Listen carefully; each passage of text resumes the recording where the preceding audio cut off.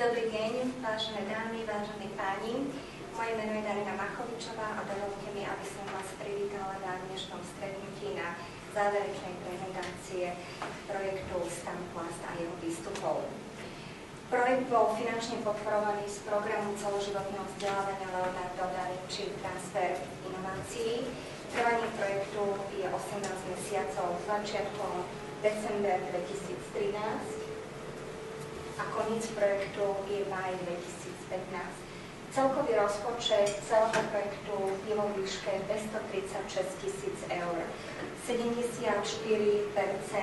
je grant a 26% tvoria finančné prostriedky vlastné zdroje jednotlivých partnerov projektu. Partnerstvo projektu tvorí 7 partnerov z 3 rôznych krajín. Je to Rakúsko, Veľká Británia a Slovensko. Vedúcim a lídrom projektu STEMplast je slovenský plastikársky klaster. Zo zahraničných projektov je to Wolverhampton College Veľká Británia a Rakúsko Montan Univerzita Leuven. Zo slovenských partnerov je to štátny inštitút odborného vzdelávania, Slovenská technická univerzita v Bratislave a firmy zo súkromného sektora a Omega a Icosa. Cieľ projektu je zvýšiť atraktivitu odborného vzdelávania, tréningov a mobilitu v oblasti spracovania plastov, ako u zamestnávateľov, tak aj zamestnancov a jednotlivcov. Na začiatok by som vám možno rada povedala dôvody, alebo zdôvodnila, prečo vôbec projekt STEMplast vznikol a prečo sa pre tento projekt a aktivity a 4 výstupy, s ktorými vás neskôr oboznámi Slovenský plastikársky klaster rozhodol. Priemysel spracovania plastov je jedno z najrýchlejšie rozvíjajúcich sa priemyslov v rámci celej Európskej únie.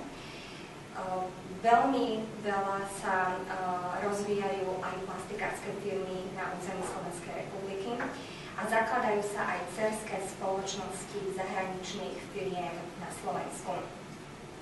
Podľa prieskumov, ktoré sme robili v rámci plastikárskeho klastra, v Slovenskej republike nie je spracovaný národný systém povolaní pre povolania participujúce v plastikárskom priemysle a nie je pripravený ani národný systém kvalifikácií pre kvalifikácie v danom odvetví.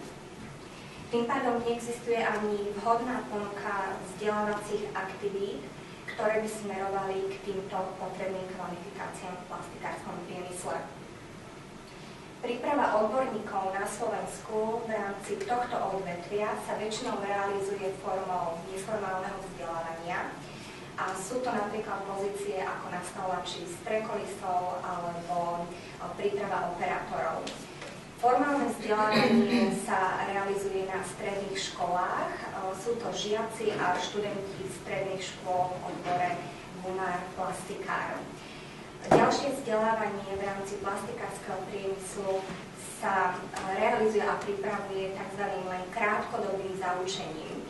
Celé toto vzdelávanie v plastikárskom priemysle na Slovenskej republike je veľmi nesystematické a má veľmi malý dopad na rozvoj učiaceho sa. Ja by som vám veľmi rada v krátkosti priblížila informáciu, ktorá vyplýva priamo zo štatistiky. Je to postavenie sekcie 22, je to výroba výrobkov z plastu a gumy v rámci priemyselnej výroby v Európskej únii.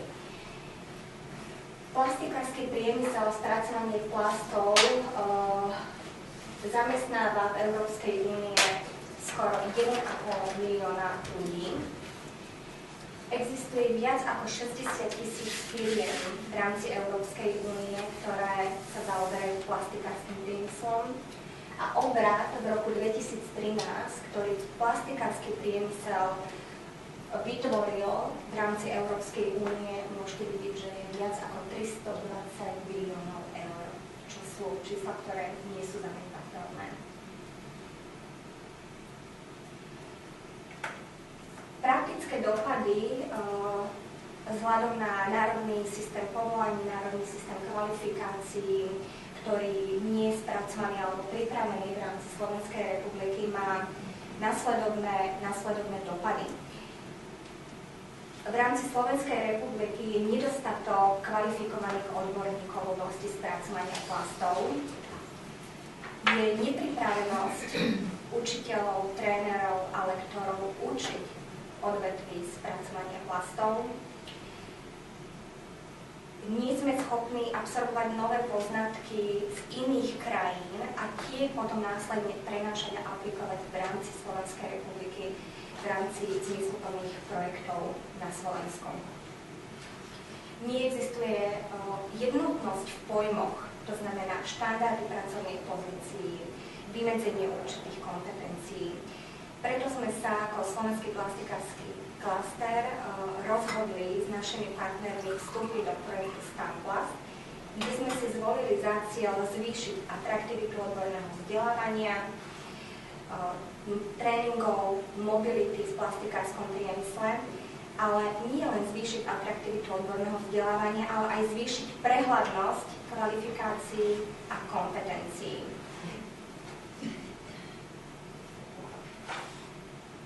Cieľové skupiny, ktoré sme si zvolili pri tomto projekte, bolo v skutočnosti 14 už potom expertov z 3 rôznych krajín, z Veľkej Británie, Slovenska a z Rakúska, ktorí pracovali v pracovných skupinách a podielali sa na príručke pracovných pozícií, kvalifikácií a vzdelávacích štandardoch.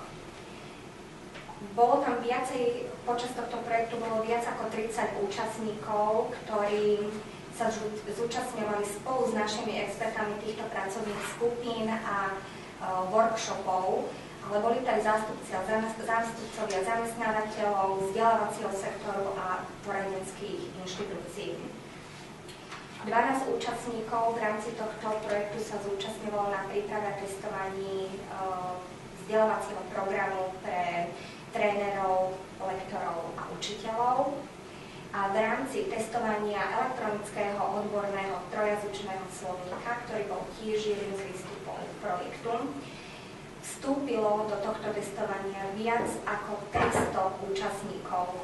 Ku dnešnému dňu tých účastníkov v rámci testovania tohto elektronického odborného trojazyčného slovensko-anglicko-nemeckého slovníka je teda 439 účastníkov.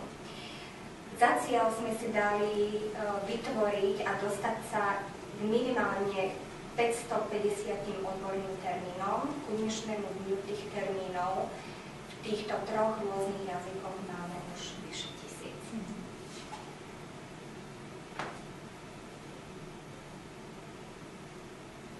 Výstupy projektu STAMPLAST sú 4. Prvý výstup je príručka pracovných pozícií, kvalifikácií a vzdelávacích štandardov v odvetví spracovania plastov. Je to príprava testovanie vzdelávacieho programu pre trénerov, lektorov a učiteľov. Je to príprava testovanie elektronického odborného trojazyčného slovníka slovensko-anglicko-nemeckého v oblasti spracovania plastov. A takisto patrí sem aj webportál Memberzone, ktorá je zameraná na informálne vzdelávanie. Pre projekt STAMPLAST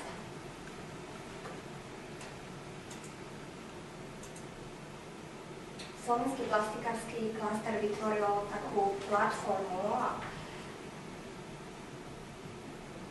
a odklik na projektovú stránku STAMPLASTu, ktorú nájdete na webovej stránke Slovenského plastikárskeho klastra. Takže keď si kliknete na stránku www.spcluster.sk a na logo projektu STAMPLAST, dostanete sa na projektovú stránku projektu STAMPLAST, ktorá je vytvorená v slovenskom a anglickom jazyku.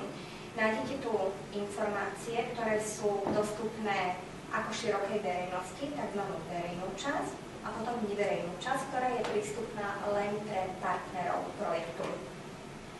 Nachádzajú sa tu informácie o projekte, o jeho výstupoch, je tam informačný letár, je tu logo projektu, sú tu spomínané 4 aktivity, ktoré som vám spomínala. Následne, ako sa dostalo k týmto 4 aktivitám, na základe akých ďalších, k týmto výstupom, na základe akých ďalších aktivít.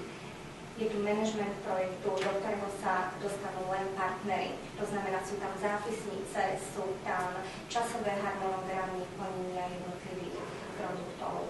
Sú tu informácie z partnerských stretnutí, kde vo verejnej zóne je dostupná len teda pozvánka, kedy sa partnerský meeting konal, čo bolo jeho obsahom. V neverejnej zóne sa nachádzajú aj bližšie informácie, to znamená zápisnice, úlohy pre jednotlivých partnerov z jednotlivých meetingov, aj fotodokumentácia. A rovnako tak vo verejnej zóne sú dostupné aj kontakty na jednotlivých partnerov projektu STEM Plus. Ako som spomínala, jeden z výstupov projektu je webportál MemberZone, ktorá je zameraná na informálne vzdelávanie. Túto časť výstupu je možné nájsť na hlavnej webovej stránke Slovenského plastikárskeho klastru na www.spcluster.sk v časti Členská zóna. Do tejto časti Členská zóna je možné sa prihlásiť pod prihlasovacím menom a heslom.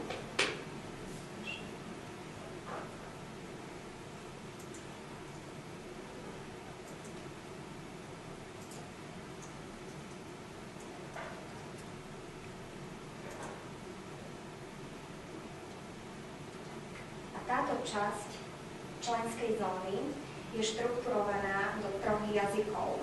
Môžete v nej nájsť informácie v slovenskom jazyku, anglickom jazyku a nemeckom jazyku. Sú to rôzne články, analýzy, správy z aplikovaného výskumu, štúdie, ktoré majú podporiť informálne vzdelávanie v oblasti spracovania plastov. Takže tu nás sa nachádzajú rôzne prílohy. Vždy sa v krátkosti nachádza informácia, o čom je daný materiál. Následne, keď si kliknete na daný materiál, sa daný materiál otvorí a môže slúžiť v rámci informálneho vzdelávania. V súčasnosti prebiehajú rokovania medzi jednotlivými partnermi projektu, kde partneri sa dohodnú, akým spôsobom bude možné tento výstup, túto členskú zónu, MemberZone, využívať, ako ju budú môcť využívať členovia, ako ju budú môcť využívať aj nečlenovia Slovenského plastikárskeho klastra. Takže v súčasnosti sú tieto informácie dostupné len na prihlasovacie meno a heslo. Takže to je možno na úvod všetko a v rámci aj tohto výstupu MemberZone ja by som ďalej poprosila moju kolegyku pani Bejkréniovú z agentúry a Omega, aby nám priblížila ďalší výstup projektu. A je to príručka pracovných pozícií, kvalifikácií a vzdelávacích štandardov v oblasti spracovania plastov. Ďakujem za slovo. Môžem poprosiť prezentáciu tú zelenú? Aby sme sa nemuseli presadzovať. Tento daj, alebo je to? Áno, daj.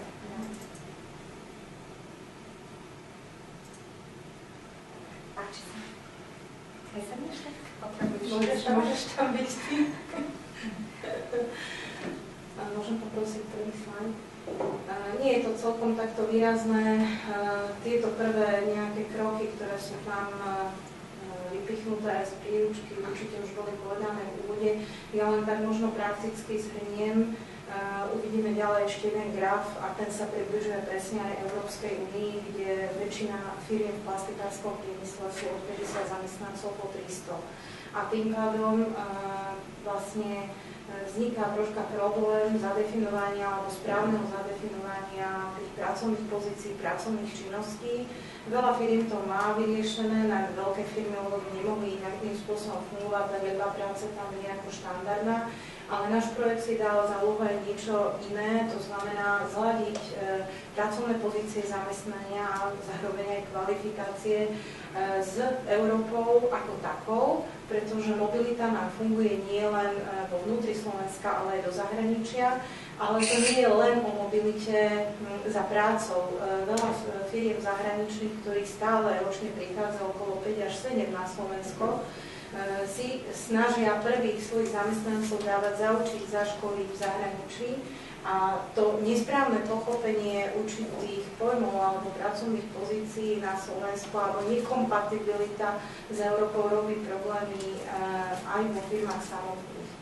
Ďalšia vec je, že v stredných alebo v malinkých firmách je potrebné robiť takú kumuláciu pracovných pozícií. Takže aj táto príručka si dáva takú úlohu, že tým, že sú jasne popísané činnosti a aj k tomu kvalifikácie, tak dáva nejakú takú, nehovorím, že návod, ale dáva takú cestu, ako urobiť kumulácie rozumne a neskumulovať činnosti, ktoré sú bežne neskumulovateľné. Čiže to boli také hlavné dôvody, prečo tú príručku zostaviť. Na druhej strane musím povedať, že metodológia, ktorá sa v tej príručke navrhla, bola navrhnutá a my sme ju skúsili, či je zrealizovateľná. Sami z vás, niektorí ste sa zúčastňovali priamo expertných skupín, alebo ste sa zúčastňovali takého širšieho fóra konzultácií, ale môžem poprosiť ďalší slajd. To je vlastne ten graf, kde zhruba je prehľad o tom, aké veľkosťou firmy na Slovensku sú štandardné a hovorím, je to veľmi porovnateľné s Európskou úniou. Môžem poprosiť ďalší. No a tuto sú také hlavné piliere alebo také kroky v tej metodológii, ktoré sme navrhli, že by to mohlo fungovať. V prvom rade jedna vec je, čo sme na základe analýzy do projektu zistili. Na druhej strane je naozaj prieskum zamestnávateľov. Musím v úvode povedať, že ten prieskum zamestnávateľov mal upresniť niektoré naše predpoklady alebo potvrdiť určité predpoklady, ale ten prieskum bol dosť náročný na vyplňanie, aj keď bol urobený online, že to troška zjednodušilo prácu, ale v časti C, môžem ďalšiu? V časti C, tu je taká troška rekapitulácia, ako to celé bolo pripravované, že tam bol nejaký predprieskum, aby došlo k správnemu pochopeniu aj určitých terminologických vecí, že sa vyberala štandardná vzorka, Slovenský plastikársky klaster spravuje určitú veľkú databázu, vybralo sa zhruba 50%, 45% bolo oslovených. Napriek tomu, viete, ako dneska dotazníkové prieskumy fungujú, návratnosť bola veľmi nízka, muselo dojsť aj k telefonickému dopytovaniu, čo teda, poviem pravdu, že prvý a druhý krok, Ačko a Bčko ešte firmy zvládli, ale pri tom Cčku sa zasekli, pretože to Cčko bolo naozaj zamerané na kvalifikácie. Na to, kto, aká pracovná pozícia, akú kvalifikáciu by mala mať a ešte od stupňa hodnotenie stredoškolské, vysokoškolské. Bolo to naozaj pre ľudí aj z praxe dosť náročné vyplňať, aspoň teda tak sme získali spätnú väzbu, ale napriek tomu sa nám podarilo dostať naspäť celkom slušnú vzorku s slušnou vypovedáciou hodnotou. No tu sú tie otázky, tie identifikačné, tam v podstate nebolo možné urobiť prieskum alebo vyhodnotenie kvantifikačné, pretože boli tam síce firmy malé, stredné, veľké, ale nebolo ich v takom veľkom objeme, aby sme mohli porovnávať, že z veľkej firmy majú takéto názory, z malej firmy majú také názory. Čiže identifikačné údaje nám naozaj tvorili len pre nás informačnú takú bázu, že naozaj sa zúčastnili na tom prieskume ako širokospektrálne od malých až po veľké firmy, čiže názory, ktoré boli tam reprodukované firmami, by mali byť dosť štandardné. V tej druhej časti to boli otázky k pracovným pozíciám a k plánovaniu a aktuálnej výhľadovým počtom. Tam ja sa vyjadrím k tomu len tak veľmi v rýchlosti, ako ten prieskum dopadol. A otázky kľúčovým kompetenciám a vzdelaniu, to bol krok, kedy už všetci asi skolabovali pri tom treťom, lebo naozaj boli tam otázky typu dosiahnuté kvalifikácie podľa jednotlivých pracovných pozícií, takže to už bolo dosť náročné. Napriek tomu v tejto časti boli aj dve také dôležité otázky, a to je oblasť doškolenia a ďalšieho vzdelávania, po prípade ako nazveme rekvalifikácie, pretože musíme povedať, že naozaj za nejakých 15 rokov sa ľudské zdroje v oblasti plastikárskeho priemyslu jednak čiastočne stabilizovali, môžete niektorí povedať, že nie, ale keď firmy investovali do tých svojich ľudí, tak tá turistika tých kľúčových zamestnancov jemne ustáva, lebo vlastne zistujú, že tie rozdiely nie sú až také veľké. Napriek tomu vznikajú nové a nové firmy a kvalita ľudských zdrojov stále klesá. Bohužiaľ, a práve táto príručka by mala aj troška napomôcť aj firemnej sfére si stanovovať ciele tých školení a aj ten obsah toho školenia interného. Môžem poprosiť ďalej? No a tu sme možno pri tej veľmi kľúčovej časti, od ktorej sme sa odpísli v príručke, kde si firmy stanovovali pre nich najviac potrebné, alebo som povedala najkľúčovejšie pracovné pozície, ktorými sa odlišujú od iných typov priemyslu alebo sekcií priemyslu. Takže technológ, pracovník logistiky, nástavovať strojov, prevádzkový údržbár, elektrikár, operátor výroby. Potom sa tam ešte vyjadrovali v ďalšej otázke, boli na 4 ďalšie pozície. S týmto sa začalo pracovať v prvom workshope a od toho sa vlastne celá príručka neskôr odpichla. No tu je vlastne také rezumé tých jednotlivých otázok, že na čo všetko sme sa pýtali. V rýchlosti, keď to môžem povedať, bola tam otázka na kumulácie pracovných pozícií. Nebudem hodnotiť, či pozitívne kumulujú firmy tie pracovné pozície, alebo nie, každý má na to svoj meter. Čo sa týka spolupráce so strednými odbornými školami, tam bol jednoznačný záver, firmy majú záujem, ale najviac sa im vyjadrilo v oblasti stredoškolskej odbornej činnosti a zadávaní prác v rámci stredoškolskej odbornej činnosti. Čo sa týka spolupráce s vysokými školami, to je tá C6, zvolili si, áno, chceli by spolupracovať, ale vo forme bakalárskych a diplomových prác. Sú to v podstate nenáročné riešenia pre firmu, náročné pre toho študenta, čo je dobré, lebo vlastne títo študenti sa dostávajú k praktickým problémom a k riešeniu praktických problémov priamo vo firme.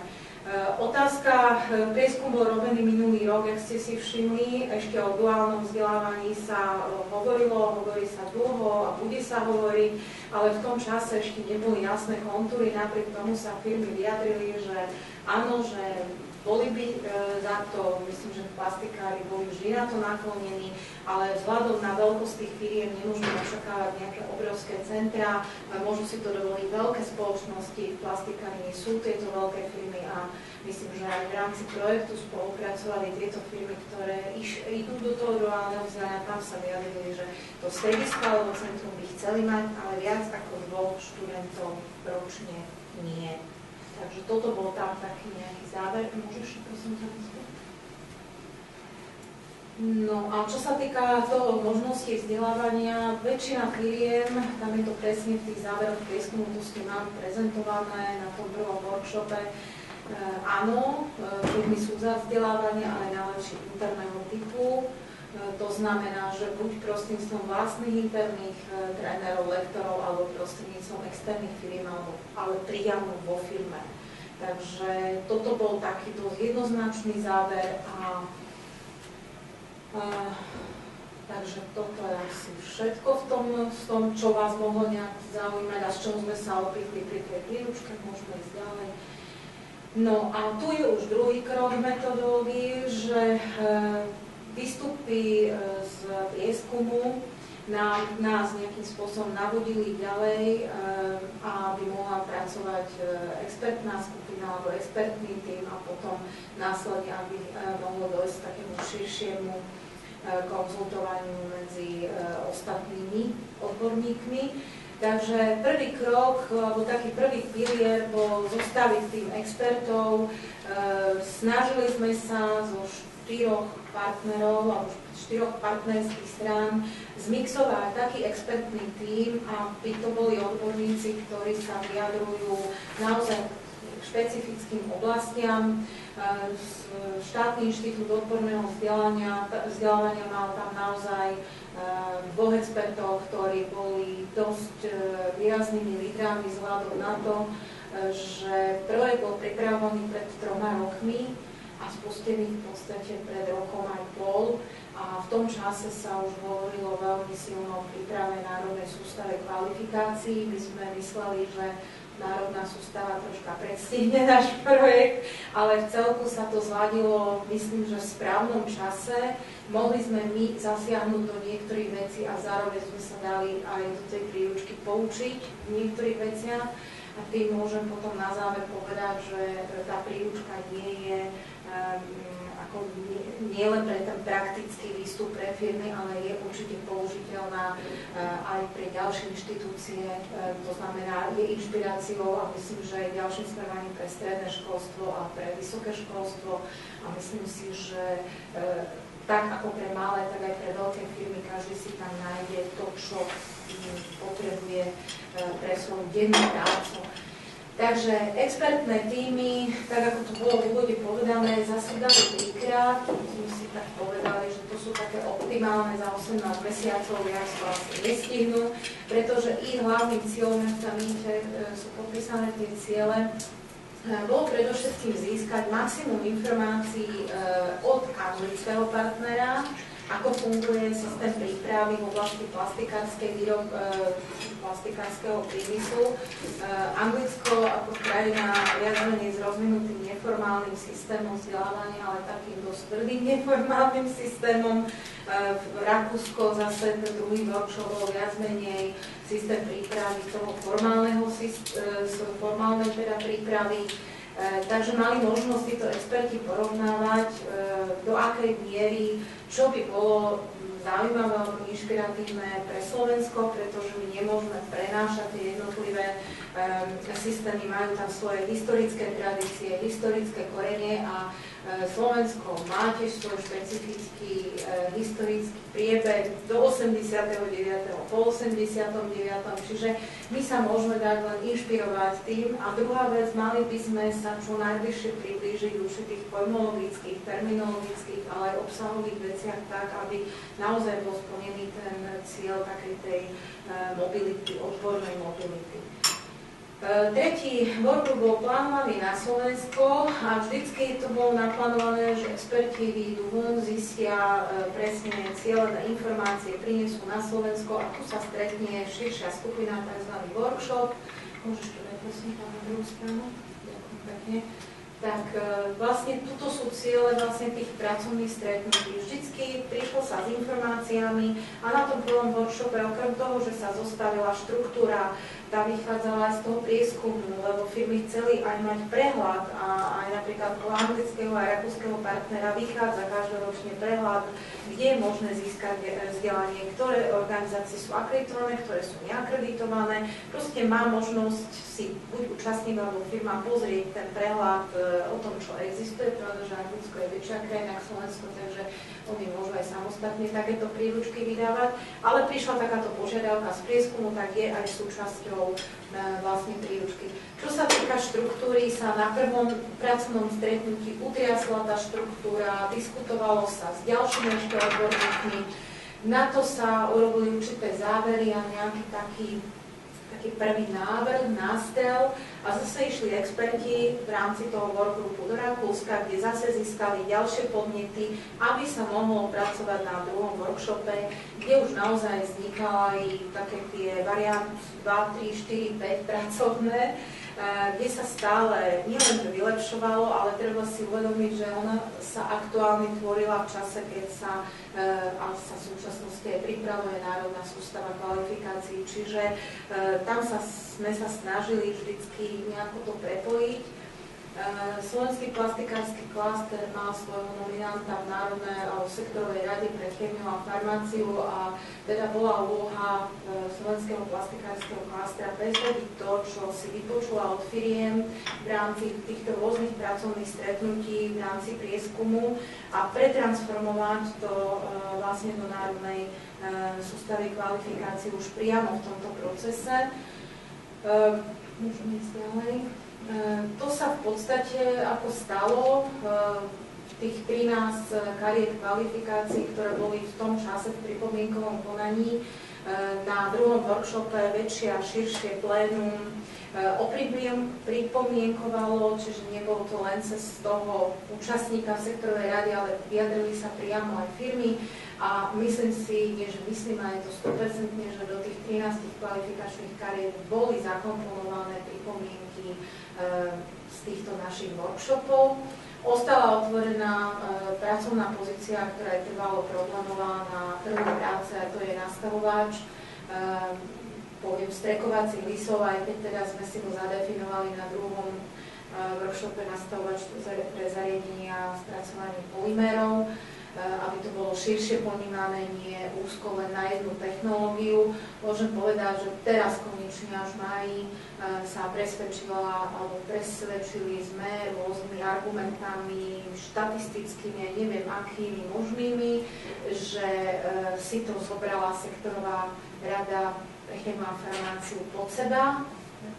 Prv chceli to odovzdať strojárom a už strojári povedali, že áno, tak chemici povedali, nie, to je naše, pretože tie stroje, to je síce fajn, čiže pripomienkovať to budú strojári, lebo je to naprieč kvalifikácia, ale na druhej strane chcú si to u seba nechať, pretože má vysokú atraktivitu, vysokú, by som povedala, uplatniteľnosť a myslím si, že ešte aj tí, ktorí sú bez osvedčení a bez nejakých diplomov, tak budú mať záujem si tú kvalifikáciu ďalej ako zvýšiť. No, čo sa týka toho, môžem povedať, že príručka tým pádom priniesla úspech v rámci toho, čo si mohla len tak želať v rámci Slovenska, ale my sme tu projekt tvorili s našimi partnermi, čiže tam muselo dojsť nielen prenos od nich k nám, ale možno aj od nás k ním. A veľmi kľúčové stretnutie bol tretí workgroup, ktorý sme naschvál naplánovali úplne ako posledný, pretože príručka už mala jasne popísané aj pracovné pozície, aj požiadavky na tých jednotlivých ľudí, ktorí tieto pozície by potom vykonávali. A v tom čase bolo to najsprávnejšie riešenie zvolať našich partnerov zo zahraničia a baviť sa o tom, že takto to máme zadefinované, ako to je presne u vás. Čiže došlo k takej porovnávacej tabulke. Myslím si, že tá má najvyššiu hodnotu vzhľadom aj pre budúcnosť možno Slovenska, pretože keď si ju tak dôslednejšie pozrieme, tak zistujeme, že naše kvalifikácie sú vždycky o stupeň vyššie nastavené, ako sú v Anglicku alebo v Rakúsku. Väčší dôraz na tie technické pozície dávajú na apprenticeship, na takéto skúsenostné a také zažité, od nás skôr na takéto akademické, ale zhruba okrem dvoch pozícií sme sa nejako stretli, čiže my sme už propagovali aj do systému národnej sústavy kvalifikácií, teda na technológov alebo na iné kvalifikácie už treba bakalárske štúdium, ale proste nie len druhostupňové vysokoškolské štúdium, čiže už my sme v tej plastikárine troška zľavili, pretože tam treba rozvíjať odborné školstvo, stredné a nie len vysokoškolské vzdelanie. Čiže toto je asi tak všetko, neviem, či tam ešte niečo je. Čiže tá metodológia, keď zhrniem, bol tam ten prieskum, boli tam 3 workgrupy, 3 workshopy, no a ten záver vlastne smeroval, tu je štruktúra tej príručky, príručku máte na stole v slovenskom a anglickom jazyku, pôvodne mala byť spolu, myslím, obidve verzie, my sme nakoniec rozhodli z hľadiska takého pracovného, praktického, aby to nebolo veľké a nejaké také obsiahle. Tabulka, ktorá prišla od partnerov, dokonca má ešte jednu takú takúto výhodu, že sú tu aj nemecké názvy. Rakúšania dali aj za seba nemecké názvy, čiže je tu, myslím si, taký slušný prehľad, je to také drobnejšie, sú odlišené aj farebne.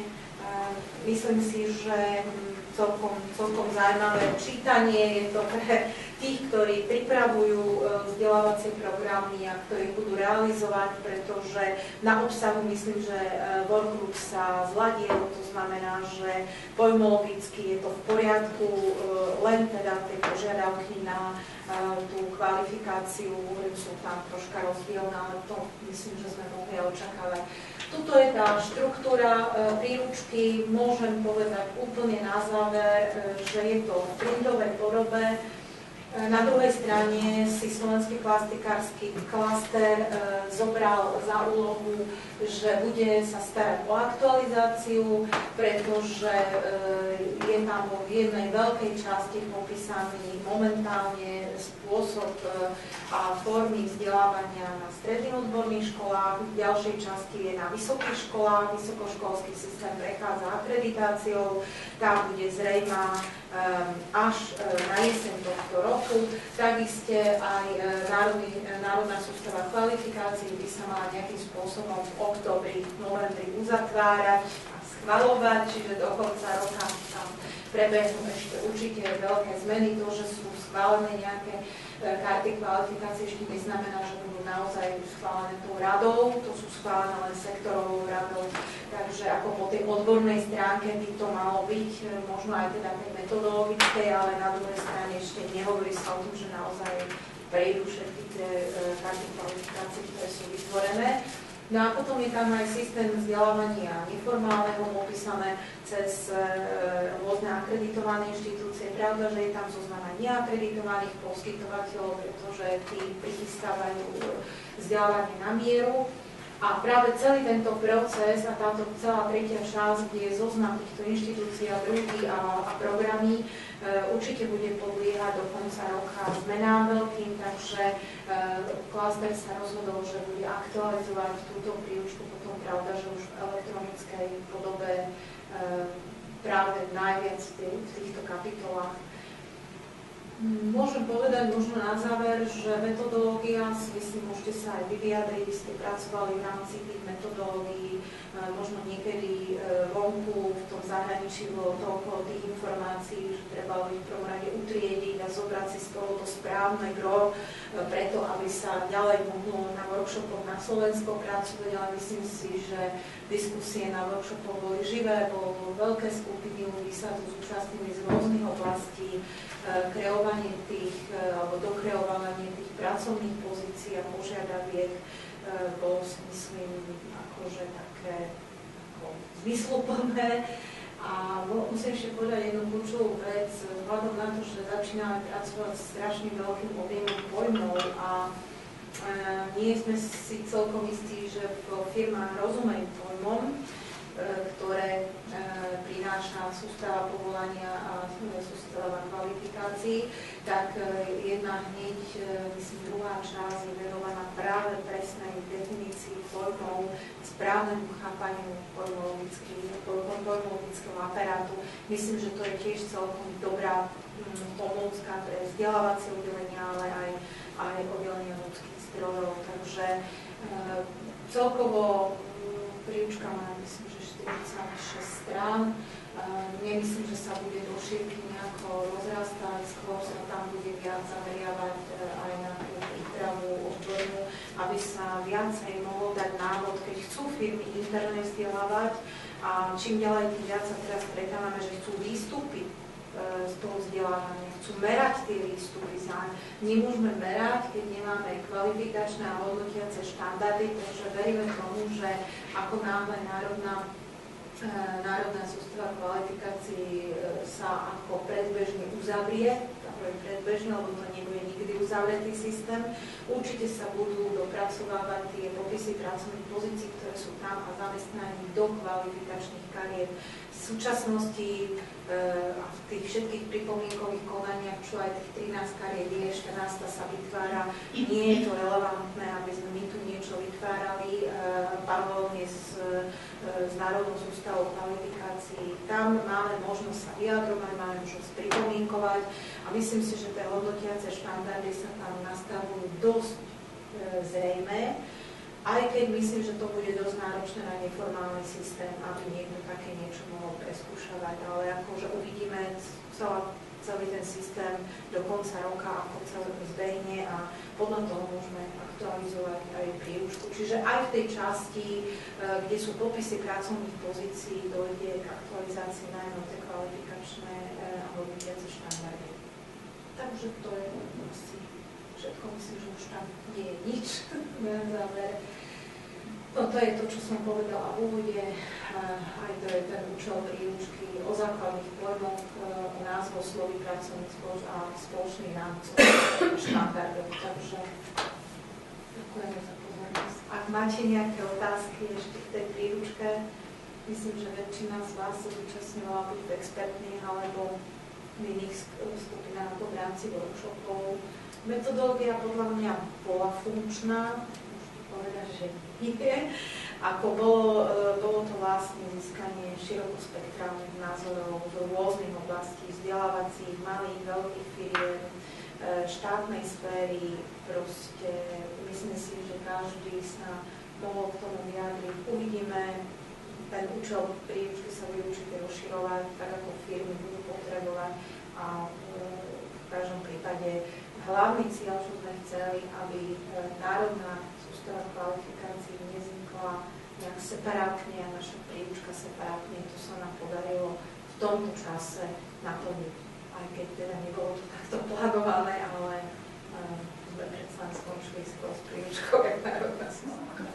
Takže v rámci projektu sme vytvorili elektronický trojjazyčný slovník. Prakticky sme ho vytvorili štvorjazyčný. My sme tam ešte okrem slovenčiny, nemčiny a angličtiny, ktorá bola predpísaná, pridali hneď aj češtinu. By to bolo teda využiteľné na 100%. Jedná sa o plastikársky slovník, ktorý je online, je prístupný úplne širokej verejnosti odbornej. Momentálne obsahuje slovník 1000 výrazov slovenských, ktoré boli samozrejme preložené do príslušných jazykov. Slovník sa nachádza na portáli Plastikportál. Plastikportál je odborná platforma internetová pre plastikársky priemysel v Čechách a na Slovensku.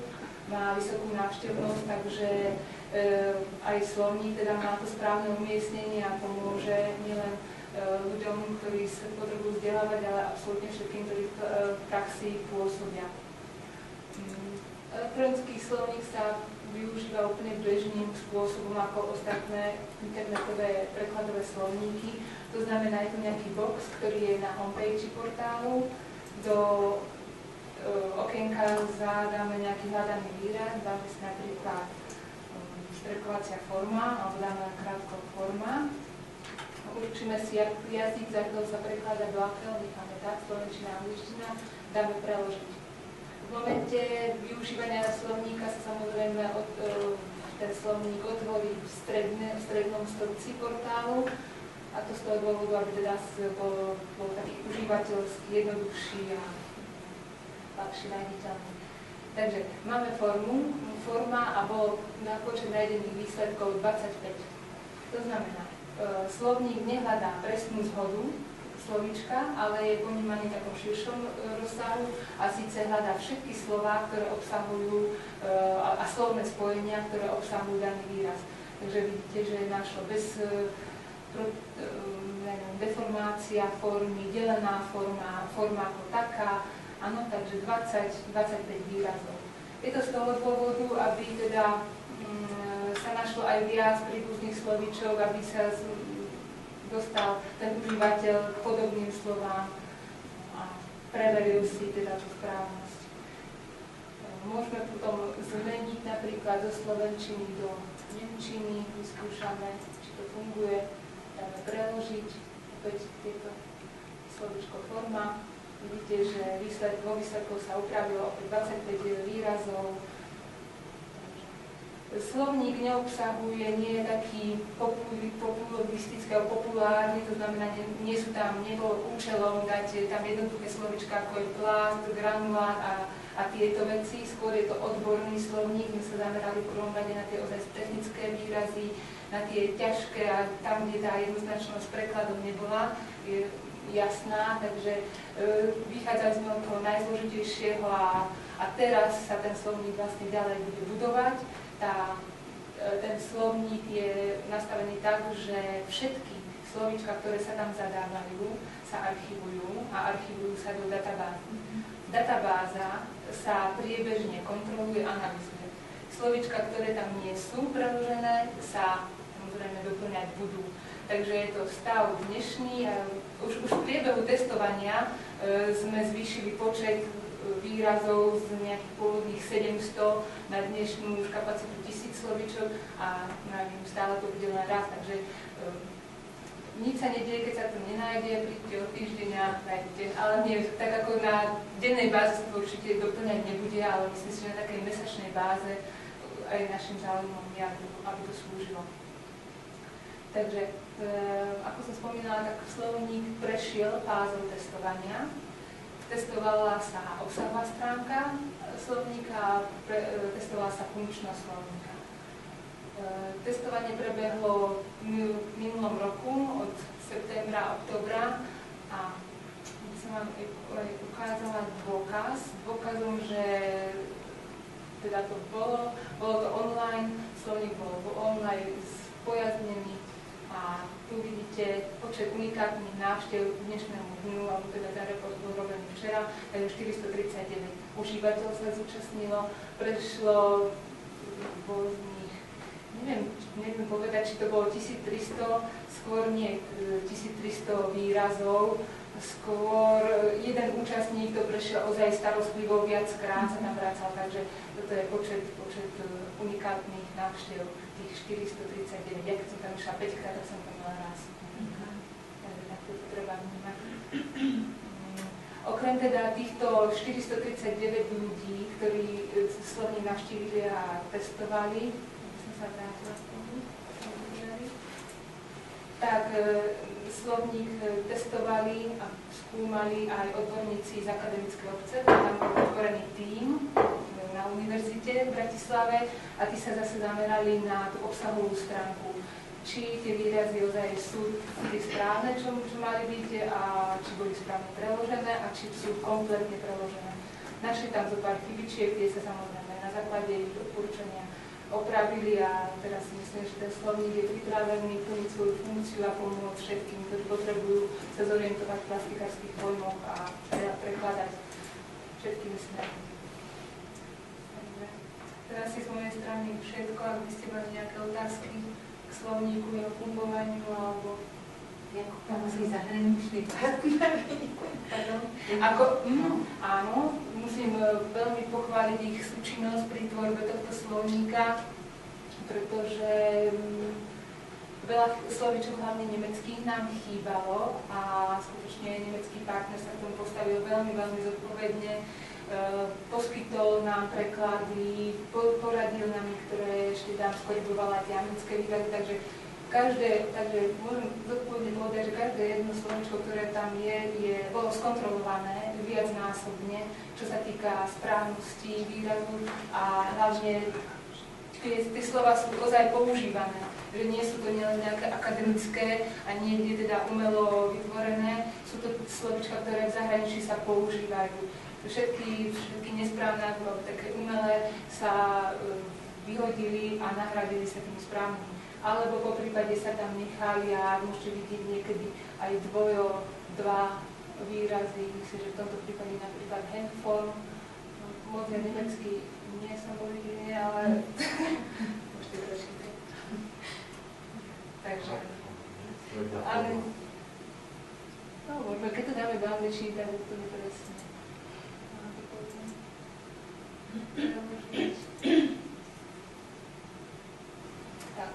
už nám niečo nájde a stále viac a viac tých výsledkov, takže kľudne z tejto napríklad oblasti foriem, tu máte takmer všetky slovíčka. Pretlačacia forma, rám formy, snímacia forma, trvalá deforma, dokonca deformácia, no tam je zase forma. Takže určite kdokoľvek môže ten slovník používať, budú nápomocní. Ako takéto niečo na internete neexistuje. Je to jedinečné. Predpokladá sa tento slovník dať aj do tlačenej podoby, alebo zostane len do elektronickej podoby? Určite dotlačené nie, ako my sme čisto elektronické médium a týmto smerom budeme pokračovať. To je skôr zabezpečná aktualizácia. Presne. Je to proste na každom mobilnom zariadení je možné slovník využívať, je to proste niečo, čo máte stále pri sebe. Takže to je tá výhoda, kdežto keď je to nejaký print, tak určite má význam aj print, ale toto sú veci, ktoré sú určite viac handy. Umiestnili stále na tomto istom mieste. Určite áno. Myslím si, že aj táto pozícia je momentálne veľmi dobrá. Je to homepage portálu, ktorý má denne minimálne 4000 návštev. Takže to kvantum ľudí k tomu príde a pokiaľ my to ešte nejakým spôsobom spropagujeme, ale hlavne pokiaľ ten slovník sám bude plniť svoju funkciu a ľudia s tým budú spokojní, tak si bude stále viac a viac ľudí slovník využívať. I predpoklad, že ten slovník bude na stránke Slovenského jazykárskeho školstva.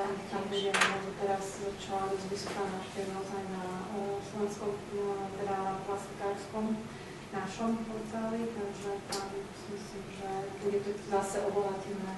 Určite áno, a veľmi dobré je to, že sa zbierajú, že je tam ten nejaký ten kontajner, nejaká tá databáza, ktorá zbiera tie hľadané výrazy. A aj to vidíme, teda, keď je to niečo relevantné z oblasti plastov, ktoré skutočne tam vidíme, že chýba, tak nie je absolútne žiadny problém to Čiže vlastne, keď niekto hľada výraz a nenájde, tak v tej databáze je to viditeľné, že s tým sa potom ďalej pracuje. Presne tak. Máme to veľmi dobre spravené, že je to aj hlavne značné, proste je tam červený, nám to kričí. Dokonca my vieme aj povedať, že koľko ľudí hľadalo daný výraz, napríklad forma. Takže my vieme si zistiť a zanalizovať tú databázu, ktoré sú tie problematické, áno, presne tak. Takže to... Aký výraz najviac ľudia hľadali?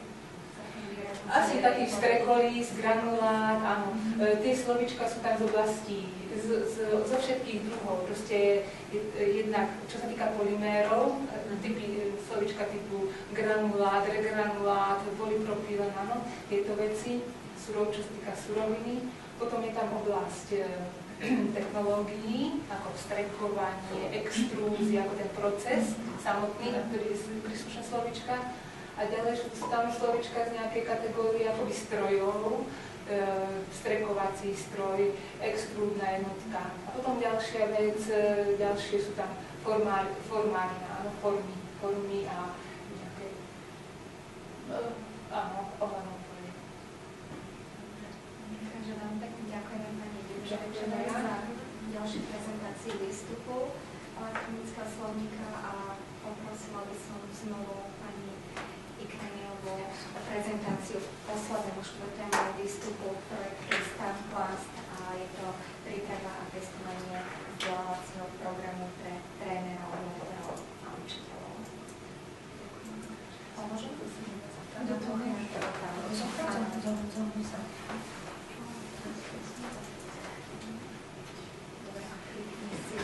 napravo? Nie. Môžem?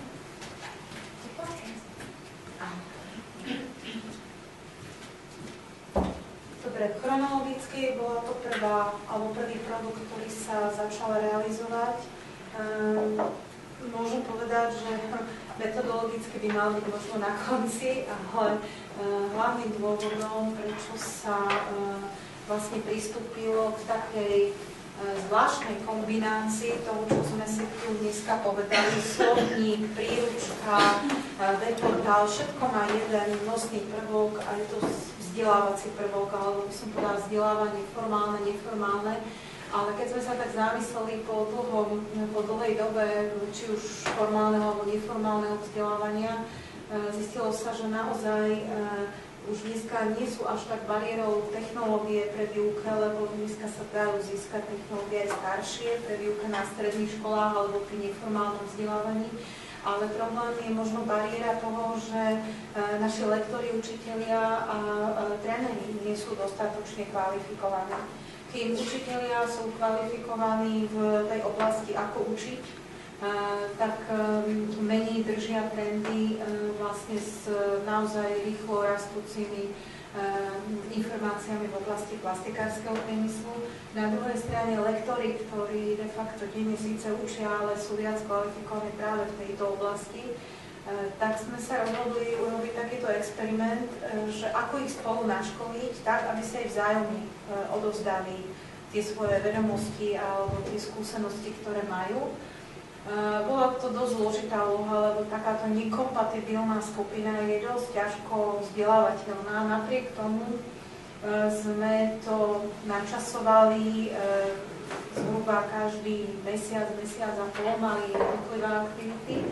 A druhá vec je, že my si povedali, že naozaj tým učiteľom, lektorom, trénerom treba troška pomôcť, možno im sprostredkovať také prvotné nejaké tie cestičky alebo tie kroky a oni sa už potom sami chytia. Čiže program, ktorý takto vznikol vlastne aj preto, aby sa pomohlo aj trénerom z firiem, pretože firemní tréneri sú štandardnou pracovnou pozíciou vo veľkých spoločnostiach plastikárskych, kde ich úlohou nie je len dohliadať na zácvik a zaučenie nových ľudí, ktorí prichádzajú do firmy, ale pravda, že aj s novými technológiami prichádzajú tie obsahové veci, ktoré musia takisto dozerať aj na tú prípravu v súlade s novými technológiami. Čiže tak sme sa teda rozhodli, že 4 partneri si vybrali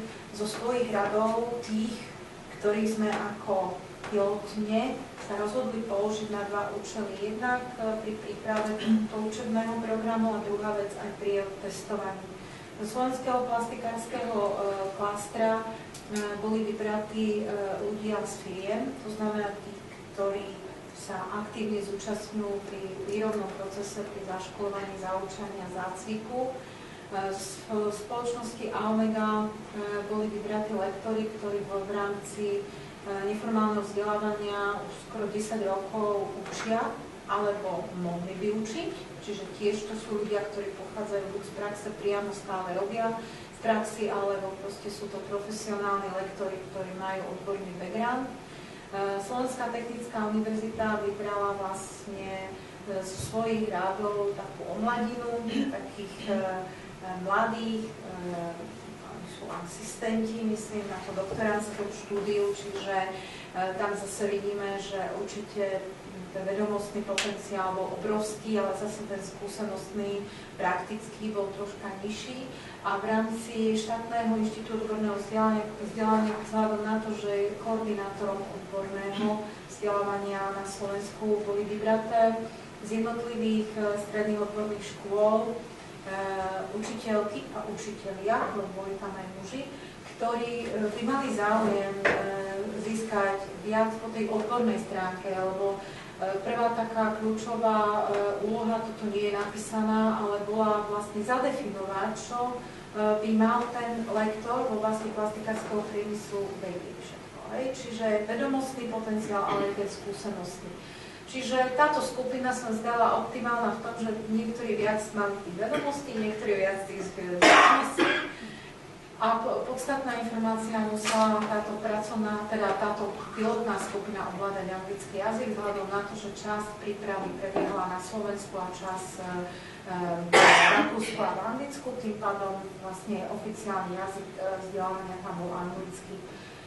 Po tých prvých nejakých bariérach, ktoré sme si už aj zadefinovali, už sa aj vybrali tí konkrétni účastníci, podmienka tam bola, že musel to byť tí istí počas celého, čo bolo dosť problematické, lebo 4 termíny a vzdelávanie v Anglicku obsahovalo 6 plných dní plus cesta, čiže to bolo dosť náročné pre tých ľudí a pravda, že v tom anglickom jazyku ešte. Takže myslím si, že sa zišla dobrá partia, spoločnosť Záomega robila prvý tréning vlastne z tej časti ako učiť. Myslím si, že celkovo skupina sa tam aj zladila nejakým spôsobom. Myslím si, že veľmi bohato odovzdávali si vzájomne to, čo mohli. A naozaj boli tam praktické ukážky toho učenia odborného obsahu. Pretože každý hovorí, že ten odborný obsah je monotónny, že sa nedá nejak lepšie sprostredkovať, že proste nedá sa zaujímavé formy využiť. Ale práve na tomto prvom tréningu zistili, že je množstvo zaujímavých foriem a myslím, že aj študentov na stredných školách, ale v tom neformálnom systéme to tak nakopne a väčší záujem si myslím získajú pre tú odbornú prípravu ako len také suché informácie, odborné a krivky a čísla a všetko. Takže tento prvý tréning bol taký aj troška zladzovací, aj aby tí druhí ďalší školiteľa vedeli, čo im príde pod ruku. Ako druhý krok, to sme im tak postupne ako zostavovali, bol vyslovene odborný tréning, kde Slovenská technická univerzita garantovala obsah. Myslím si, že veľmi si to chválili aj tí ľudia, ktorí boli skúsení, čiže proste každý, myslím, na tom 3 dní, čo absolvovali v Nitre, myslím, získali či už informácie alebo vedomosti z tej praktickej oblasti. No a potom nasledovali, medzi tým ešte bola exkurzia, alebo nazvem to taká stáž v Rakúsku, kde hlavným cieľom bolo poukázať na to, ako sa vytvárajú aj case study v rámci odborného vzdelania, lebo to sa bežná metóda používa, alebo prípadová metóda. Na druhej strane mali možnosť tí lektori, aj učitelia, aj tí vysokoškolskí si prezrieť budovu Univerzity Leoben, ktorá je špecifická univerzita aj v samotnom Rakúsku a je výsostne prakticky orientovaná. Čiže mali kopa inšpirácií aj do budúcnosti, či už stredné školy, vysoké, ako spolupracovať s firmami a s podnikmi a zase tým pádom obohacovať to odborné vzdelávanie. V tom Anglicku tam bolo to zamerané tak pol na pol. Polovica o tom, ako vlastne zisťovať, či sme toho, koho školíme, naučili, aké metódy používať. Angličania sú experti na testy, takže chceli sme po nich, aby troška poukázali na to, ako taký test záverečný si môže lektor zostaviť, čiže na rozšírenie jeho zručností takých tých lektorských a skúšajúceho človeka. Na druhej strane oni sú dosť na takéto štandardy nastavení, to znamená, ako merať efektivitu vzdelávania a tak ďalej. No ale oni to teda poňali aj tak širokospektrálne, takže išlo sa aj hlboko do obsahu. Vtedy zistili, že tá skupina nie je až taká kompatibilná, že do takej hĺbky nemôžu ísť, takže snažili sa aspoň prejsť tie jednotlivé časti a kapitole, ktoré nevyhnutne je treba, aby ovládali títo učitelia, lektori a tréneri. Čiže celkovo na konci, tak ako bol koncept postavený a otestovaný, myslím, že toto všetko boli stanovené v rámci taxonómie alebo stanovených 7 kľúčových kompetencií, čo by mal lektor, tréner, učiteľ, poviem to teda priamo v plastikáriu mať. Bolo to teda zosúladené aj s klasickými štandardami, čo lektor dospelých alebo lektor v rámci vyučovania v stredných odborných školách by mal mať.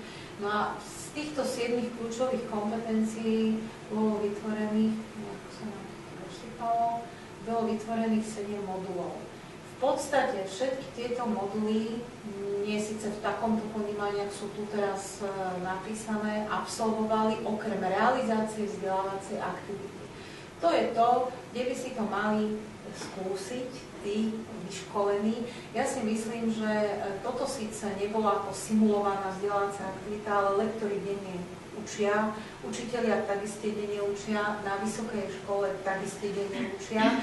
Akurát to bola pre nich inšpirácia, ako to celé dať didakticky a metodologicky do jednej fazóny a ako si vlastne sledovať tie vzdelávacie ciele. Čiže ono síce modul ako taký nebol realizovaný, tá realizácia vzdelávacej aktivity, ale prebiehala po tom vyškolení.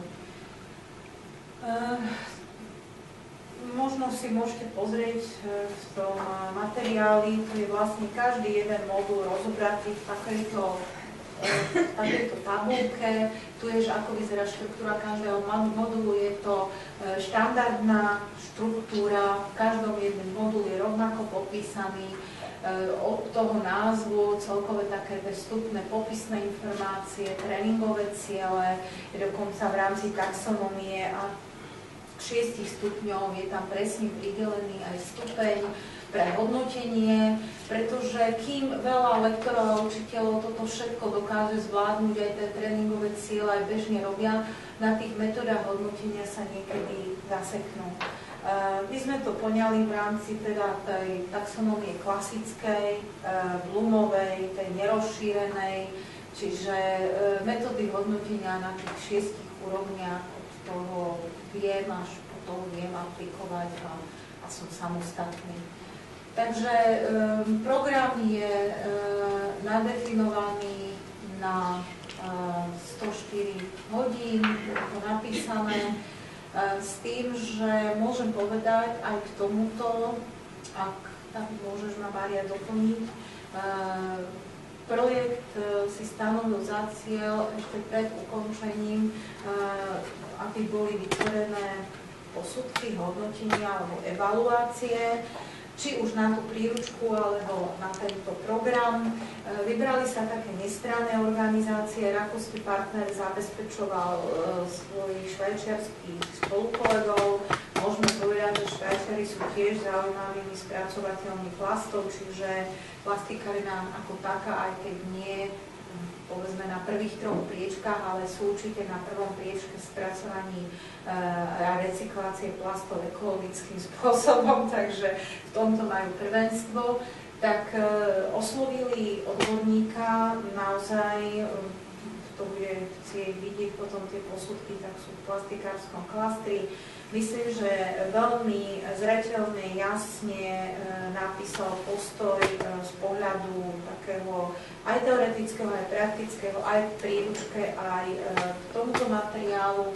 Čo som si zapamätala z toho hodnotenia je to, že v takomto rozsahu 104 hodín celkovo nie je prakticky zrealizovateľný, pretože je to aj časovo náročné. Po tých jednotlivých moduloch to určite áno, ale toto bola taká praktická pripomienka. Si myslím, že preto sa to stavilo ako modulárne, pretože aj tá cieľová skupina bola na rôznych úrovniach a každý potreboval niečo, len ide o to, aby vedeli, že čo všetko obsahuje takýto nejaké kurikula, aby vedeli, čo vedia a čo by ešte si chceli doplniť. Takže k tomu si myslím, že ten posudok toho Švajčiara bol veľmi taký zaujímavý, taký praktický, je to dosť, myslím, taká ako odborne známa osobnosť, ktoré to dali posudovať, takže máme zatiaľ v rámci interného hodnotenia nejakú spätnú väzbu. Čiže tuto je vlastne presne, vidíte, každý mesiac mali nejakú aktivitu ešte aj počas toho leta, že bolo to dosť náročné. Spätná väzba sa robila na každom z tých programov, to znamená spätná väzba z konkrétneho bloku, tak myslím si, že skončili, všetci absolvovali, dostali diplom a myslím si, že minimálne za našich lektorov môžeme povedať, že určite to prenášajú ďalej do praxe. No a tu sú nejaké vhodné návrhy pre udržateľnosť. My sme mali dlhú diskusiu o tom, čo s tým ďalej, čo s tými našimi 12 vyškolenými, ktorí sú na všetkých možných frontoch. Ako určite by bolo zaujímavé, ako multiplikátory, že by fungovali ďalej. V každom prípade tá akreditácia je ešte otvorená, diskutujeme v tejto veci. Je tu taká pripomienka, určite praktická. Ako akreditácia je síce fajn, ale pokiaľ nie je doriešené financovanie odborného vzdelávania zamestnancov pedagogických, tak myslím si, že to by bola skôr taká akreditácia do budúcnosti. My to nezavrhujeme. Akreditácia v rámci ďalšieho vzdelávania v tomto momente nie je možná. Je možné separátne iba zakreditovať ako kvalifikáciu lektor, ktorá dneska už je stanovená a už sú aj akreditované programy ako lektor a osobitne akreditovať odbornú časť, čo zase nie je cieľom tejto našej kurikuly, lebo keby sme to chceli, tak nerobíme kurikulu ako spoločne, ale rozsekneme to na len nejaké tie odborné semináre, prednášky a tak ďalej. Čiže tuto je jedna možná cesta, uvidíme celý tento systém. Videla som teraz návrhy, pozvánky k zákonu o celoživotnom vzdelávaní, sa robí veľká diskusia, uvidíme do akej miery vlastne to bude mať dopad aj vlastne na tieto akreditácie následné, čiže neformálneho vzdelávania alebo ďalšieho vzdelávania a týchto pedagogických zamestnancov. Čo sa týka pre lektorov a technických trénerov, oni to aj tak robia vo firmách, kde to budú robiť ďalej. Ja si myslím, stretli sme sa aj teraz s jedným vyškolených cez klaster. Vlastne sú to ľudia, ktorí majú tie danosti. Na druhej strane určite sú ideálnymi aj potom pre duálne vzdelávanie, pretože ak tie danosti aj pedagogické majú a sú ochotní ešte sa ďalej dovzdelať, tak sú ideálnymi, myslím, že sa volajú teraz podľa zákona inštruktori, sú ideálnymi inštruktormi vo firmách, pretože tam je naozaj tá podmienka ochota odovzdať.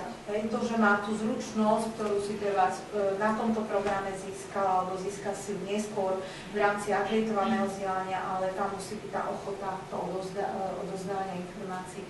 No a potom vlastne tie praktické skúsenosti, tam som povedala, že ten modul 6, proste ako náhle sa celá tá sústava kvalifikácií proste dotvorí a v rámci stredných odborných škôl sa zrevidujú tie učebné odbory, tak majú možnosť vlastne učitelia konečne použiť to v plnom rozsahu, čo získali či v Anglicku alebo cez STUčku ako po tej odbornej stránke. Myslím si, že aj tie inšpirácie tých nových fóriem výuky, nielen cez didaktickú techniku, ale takých tých naozaj prípadových štúdií, takých hracích vecí, hej. Myslím si, že to tiež budú vedieť, lebo ich to teda oslovilo, len teda, aby mali tú možnosť. Momentálne na tých odboroch v stredných školách, to tam aj v príručke vidíte, nie je to až také valné, treba na tomto poli silne pôsobiť a motivovať deti študovať tieto odbory. A toto je jedna z úloh aj klastra, aby proste presvedčilo rodičov o budúcnosti tohto plána. No a kľúčové je, aby tie kvalifikácie boli ako rešpondovali spolu s firmami, čiže aby sa nevychovávali nejaké odbory, ktoré už prešli čas, ale aby išli v súlade aj s technológiami, ktoré firmy potrebujú. Takže toto je asi všetko, to je o tú udržateľnosť. Ak môžem doplniť, od toho švajčiarskeho hodnotiteľa tam zaznelo niekoľko veľmi praktických myšlienok. Prečítal si tam o možnosti akreditovaného kurzu pre učiteľov stredoškolských a podobne, ale on tam poznamenal, pokiaľ bude tak nízky záujem žiakov študovať v týchto odboroch, je prakticky nerentabilné investične veľmi široké vzdelávanie učiteľov a príprava na to, takže zaznelo tam, že treba najprv motivovať, aby bol záujem študentov na týchto odborných školách a v podstate potom súbežne do toho môže ísť aj to vzdelávanie učiteľov pre špecifické odbory. Výstupom toho nášho projektu aj bola diskusia o tom, že optimálne koľko škôl v rámci odboru na Slovensku by bolo vhodné a aký počet študentov, aby to zase, nehovoríme o regulácii nejakej, ale aby sme to zase tiež niekde nepřepískli.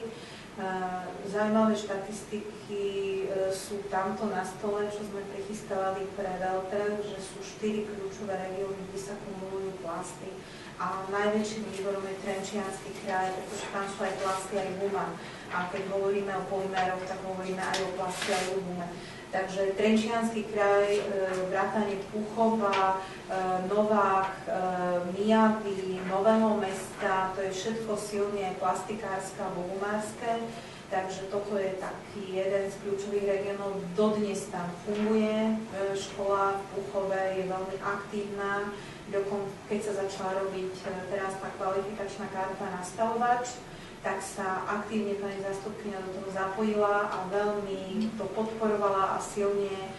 Myslím si, že oni budú tí prví lídri, ktorí aj dneska už vychovávajú, ale sú si vedomí, že viac menej to smerované k tej gumarine. A je to len teda ten odbor smer ako na operátora, ale oni už majú odbory strojárske, čím myslím si, že naplnili nejakú takú tú víziu, že aj tí nastavovači, ktorí sú akýsi prierezoví, majú možnosť študovať na jednej škole a nie, že nejaký prívesok niečoho, ale majú technické alebo aj didaktické, aj materiálne majú tie predpoklady, že by mohli. Druhá lokalita je Nitra, po tej stránke počtom zamestnancov firiem a keďže tu gumarina nejaká veľká nie je, tak tu sú naozaj čiste viac menej plastikári. Takisto škola na Dvorčianskej, bývalej Dvorčianskej, dneska Novozámodskej, už dneska tiež podľa mňa splňa, lebo má aj nastavovačov CNC, čiže má aj strojárske odbory, čiže je to závisí to od aktivity školy. A tretia lokalita zaujímavá je Prešovský kraj, podľa štatistík, a to naozaj tamto ťahá najviac Poprad a Prešov okolie, čiastočne je to len ten ďaleký východ. Tam sa nám zatiaľ neaktivizovala žiadna škola, aj keď predpoklady na to si myslím SVIT má. A aj v rámci tohto vzdelávania sa Svitáci zúčastňovali. Takisto určite má veľké predpoklady dneska jediná chemická škola na Slovensku a to je Slovnaft škola, teda my voláme, že Slovnaft, ale ako pri Slovnafte. Určite má aj to praktické zázemie minimálne pre určité pracovné pozície, či už laboratória, alebo proste v rámci tých metód, myslím, majú tam nejaké odbory. Čiže aj táto môže určite hrať rolu v určitých odboroch. Čiže nejako to rozvrstviť, Slovensko je dosť malé, z našich skúseností z predchádzajúcich projektov vo Francúzsku, tak veľkej krajine a silnej plastikárskej boli dve veľké centrály, kde sa vyučovalo, ale teda od toho apprenticeshipa po vysoké školy, to bol jeden sever-juh, bolo to zase kumulované okolo veľkého odberateľa, čiže oni tam mali Mulinex a mali tam ešte nejaké teda firmy, ktoré keď odišli, tak bol z toho potom problém, ale bolo to naozaj len v dvoch lokalitách. V Anglicku takisto oblasť toho Telfordu, ktorá išla s nami a vôbec tá Peterborough a vôbec taká tá pánva tam, tak tí sú tiež vlastne to, ten školský formálny a neformálny systém, zase to tiež netreba preddimenzovať. Slovensko je naozaj voči týmto krajinám síce veľkým spracovateľom plastov, ale malou krajinou, stále malou krajinou. Takže v Čechách už majú dve stredné, pokiaľ som videla, jedna je v Zlínskom kraji a to je líder, Zlínsky kraj je líder na plasty a jedna v západných Čechách. A majú to ako stredisko odbornej prípravy dokonca v nejakých združených školách. Ale zase predpokladom na to, aby sa primerané kvalifikácie školy musia existovať. Takže toto bola aj dosť kľúčová robota, ktorú si odviedli všetky firmy a za to im môžeme len poďakovať pri tvorbe tej príručky, pretože nebyť firiem a spätnej väzby z firiem, tak tie kvalifikácie by nešli a nekorešpondovali ďalej. Ako v sektore chemia a farmácia je 37 kvalifikačných kariet. Z toho 13 sa týka plastikárov, v podstate aj plastikárov, hej? A 3 budú výlučne len pre plastikárov. Takže sú to také tie technické pozície. ešte možno na doplnenie, teraz aktuálne najnovšie sa na Zákoslovenský plastikársky klaster kontaktovala stredná škola Senica, ktorí prejavili naozaj seriózne aj nejaký záujem o spoluprácu. No, je tam zlá situácia na Mijave. My sme to zistili na Beltrhu, že v podstate škola na Brezovej bola pred rokom zrušená komplet, takže vlastne len preto, že vychovávala viac pre Trnavský kraj, aj keď bola na území Trenčianskeho, ale bola na takom hraničnom území, skumulovali to všetko na Mijavu totálne.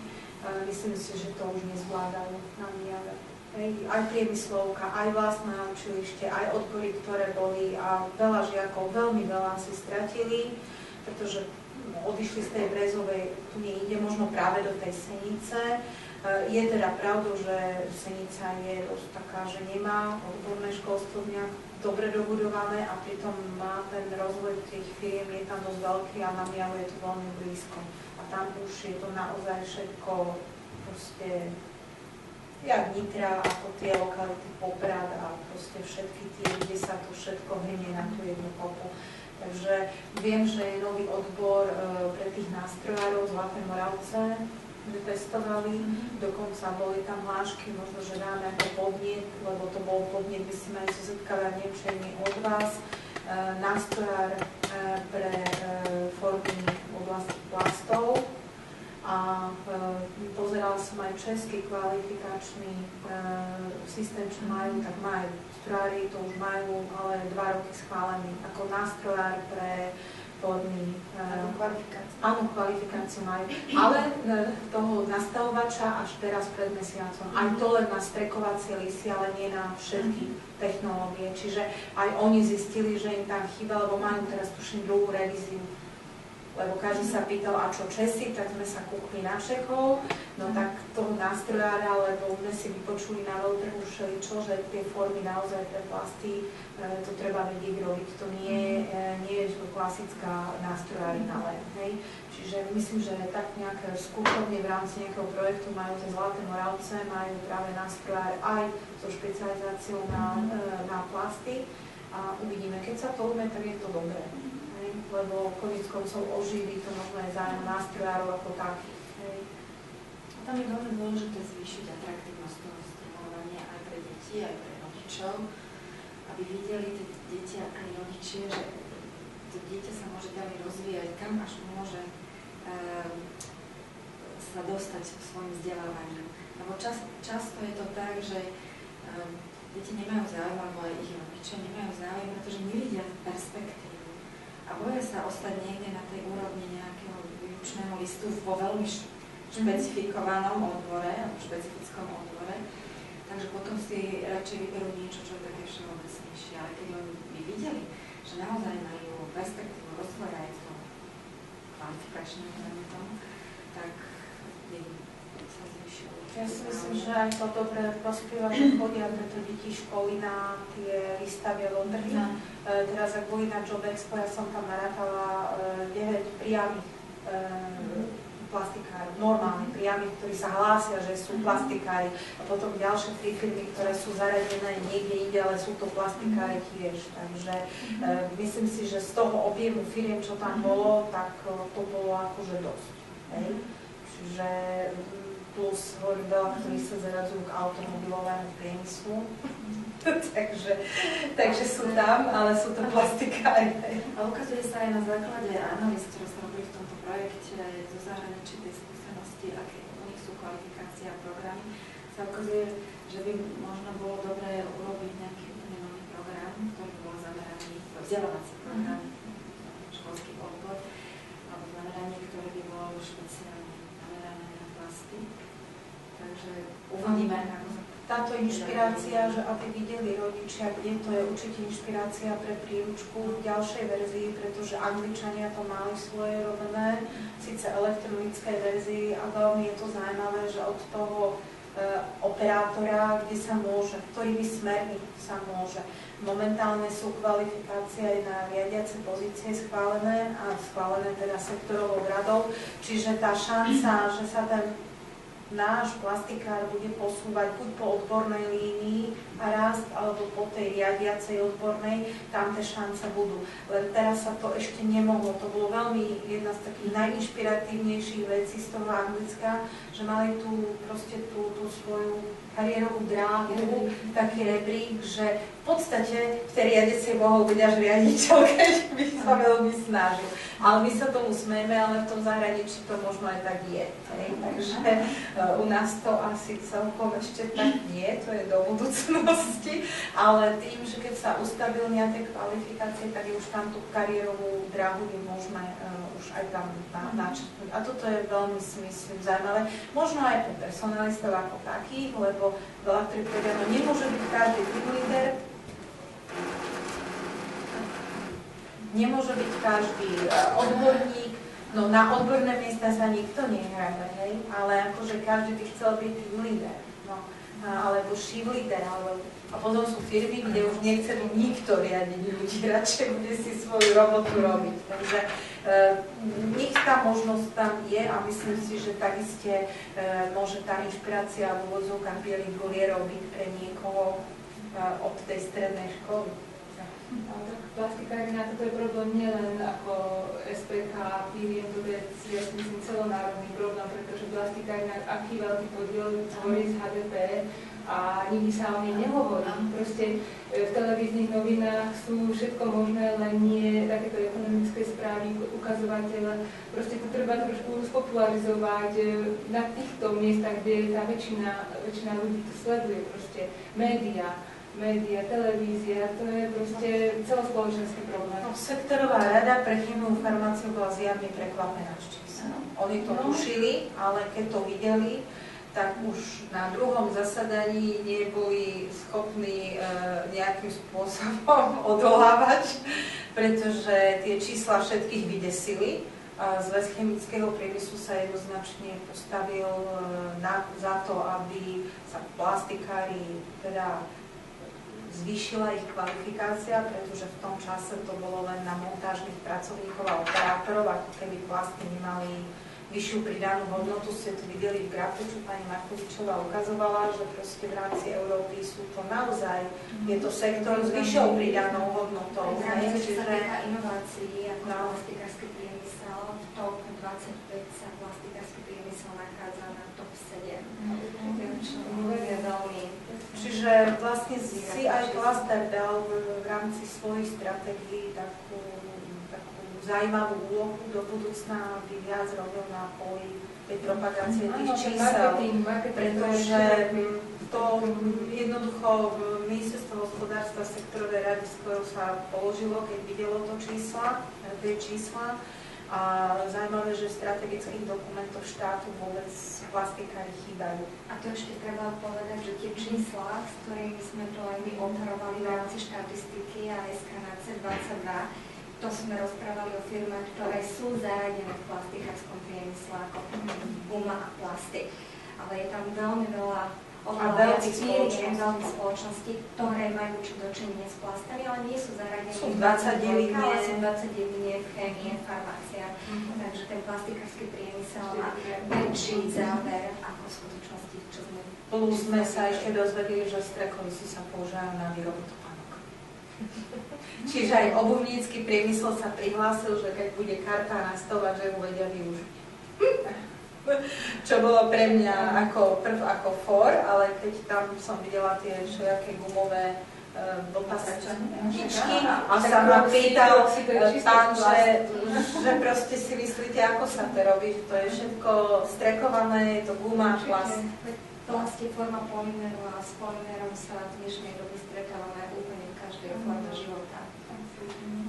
Takže uvidíme a myslíme si, že sme sa zviditeľnili aj cez tento projekt, že nejaký malý podsektor si povedal, že si ide niečo u seba riešiť, ale myslím si, že je to kľúčový podsektor v rámci chémie a farmácie. Takže uvidíme, ako sa to ďalej preklopí do tých dokumentov, ale je to na najlepšej možnej ceste. Takže...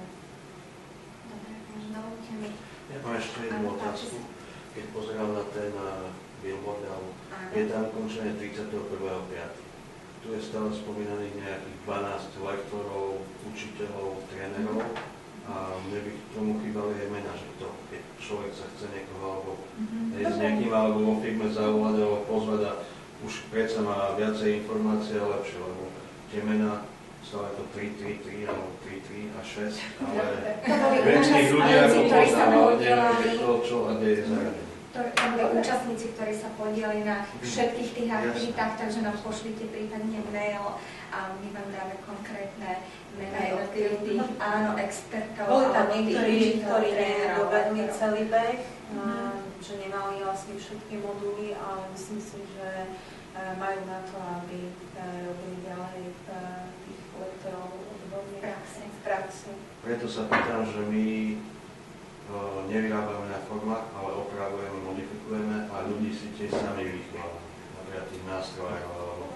Čiže keď niekto má 20 rokov praxe a ho zavolám a príde na mesiac, bude u nás sedieť a niekomu ukazovať, toto je tak sa viacej naučí, a keď bude chodiť niekde. Preto akože nejaké meno, nejaký kontakt. Veľmi radi. Áno, lebo spoločnosť Business Drive, keď robila Deň otvorených dverí, tam padla taká otázka od pána majiteľa, že vlastne sú strojári, a tá forma sa inak chová s tým polymérom a predsa len potrebujú vedieť trošička aj z tej druhej strany, aj z tej polymérnej, s tou formou, ako pracovať ďalej. Takže pre nich sú možno zaujímaví naši, ktorí sú práve odborníci v tých polymérov a menej v tej strojárine. Lebo pri našich lektorov okrem osadenia formy, spustenie stroja sa de facto a v podstate odladenie formy sa nejak špeciálne so strojárinou nerobí. Čiže nejdu od toho prvého momentu, ako vyrobiť formu, až po neviem čo, neviem ako u vás, ale naši lektori učia len ako osadiť formu a zistiť, kde má proste problém, či je nastavovač problém, či je forma problém, alebo stroj je problém. Dobre som to pomenovala. Takže niekedy je to všetky tri naraz a to potom je zlé. No. Takže vlastne títo lektori naozaj po tej stránke oblasti polymérov si myslím, že sú veľmi slušne vzdelaní aj praktické, aj teoretické. Ak už nemá nikto žiadne otázky v rámci voľnej diskusie, dovolte mi poďakovať všetkým prezentujúcim, všetkým vám, účastníkom dnešnej záverečnej prezentácie výstupov projektu STEMplus. Veríme, že všetky tieto 4 výstupy projektu sa ďalej budú šíriť a zveľaďovať aj po ukončení